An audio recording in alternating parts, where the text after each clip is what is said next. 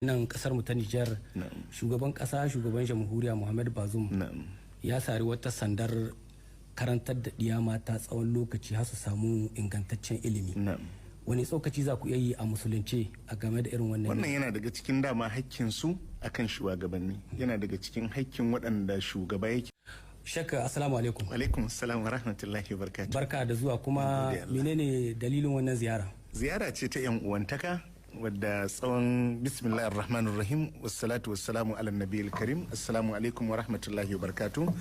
Ziyara ce ta yan uwantaka wadda mun ɗauki shekaru muna wannan ziyaran, lokaci zuwa lokaci idan dai muka samu dama so mukan zo mu gana da yan uwa, mu yi ziyarce-ziyarce, mu kuma gudanar da darussa da suka shafi addini da kuma abin da ya shafi rayuwar al'ummar mu. So wannan shine dalilin wannan ziyara din, insha Allah.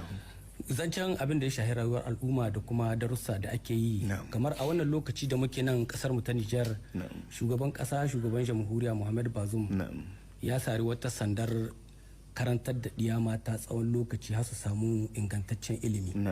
Wani tsokaci za ku iya yi a musulunce a game da irin wannan? Wannan yana daga cikin dama hakkin su akan shugabanni, yana daga cikin hakkin waɗanda shugaba yake jagoranta shine inganta musu abin da ya shafi bangaren ilimi. Karantas da 'ya'ya mata karantas da al'umma ne, sannan rayuwar al'umma takan inganta lokacin da uwaye su ne mata suka zama suna da ilimi kuma suka zama suna da tarbiyya. Wannan aiki ne na alkhairi wadda yake bukatan a jinjina mishi kuma a yi mishi addu'a da fatan alkhairi. To yin